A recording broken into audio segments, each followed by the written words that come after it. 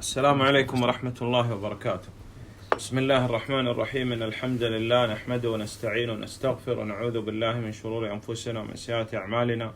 من يهده الله فلا مضل له ومن يضلل فلا هادي له، وأشهد أن لا إله إلا الله وحده لا شريك له، وأشهد أن محمدا عبده ورسوله. نبدأ بإذن الله تعالى بدراسة كتاب أو متن مختصر يسمى متن الأصول الثلاثة.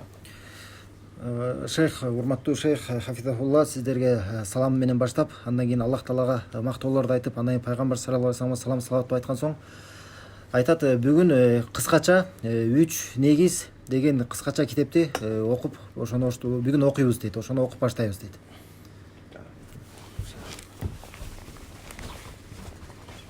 أولا قبل أن نبدأ بدراسة هذا الكتاب نسأل أسئلة 5. عندنا 5 أسئلة. Биринчиден, бул китепти окуп баштаардан мурда биз 5 суроо беребиз дейт. Бизде 5 суроо бар. السؤال الأول: Биринчи суроо: لماذا ندرس هذا الكتاب متن الأصول الثلاثة؟ لماذا ندرس أولا التوحيد؟ Биринчиден, эмнеге биз таухидти, ушу жалгыз кудайлыкты эмнеге биз аны окуп үйрөнүп жатабыз? لماذا لا ندرس مثلا الفقه أو ندرس الحديث أو أي شيء من هذا؟ Эмнеге биз азыр фикхти окуган жокпуз, же хадисти, же башка нерселерди окуган жокпуз? ندرس التوحيد لأن الله سبحانه وتعالى خلقنا لتوحيده. Биз биринчиден муну окуп жатабыз, таухидти, анткени Аллах Таала бизди таухид үчүн жараткан. لا يقبل الله سبحانه وتعالى أي عبادة إلا بالتوحيد.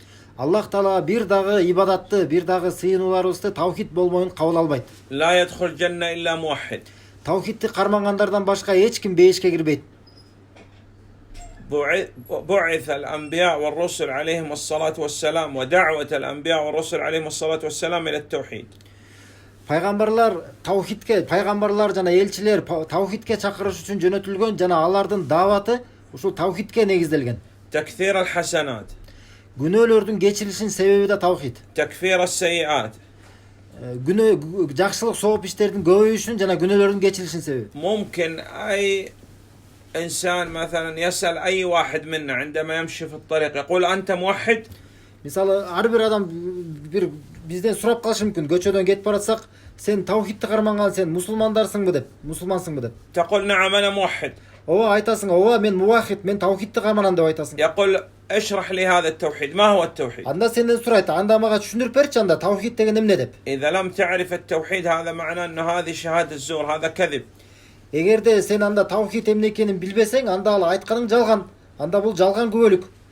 ثم ممكن أي إنسان مثلا يسأل واحد منا يقول هل أنت مشرك؟ Ошондой эле көчөдө бирөө кетип барат, сенден сурашы мүмкүн. Сен мушриксиңби, ширк кылуучусуңбу деп. تقول أعوذ بالله أنا لست بمشرك. Сен айтасың, Аллах сактасын, жок мен мушрик эмесмин деп. يقول طيب اشرح لي بين لي ما هو الشرك الذي حرم الله عليك. Анда биз айтабыз, анда кана мага түшүндүрүп берчи, анда ошол Аллах Таала бизде кайтарган ошол ширк деген эмне? إذا كنت لا تعرف الشرك نقول لعلك واقع في الشرك الأكبر وأنت لا تدري. Эгерде сен ширк эмне экенин билбесең, анда биз сага айтабыз, мүмкүн сен ошону билбей туруп, сен өзүң ширкти кылып жүргөндүрсүң. إذا أوجب الواجبات وأول الواجبات وأول علم لابد أن يتعلم هو علم التوحيد.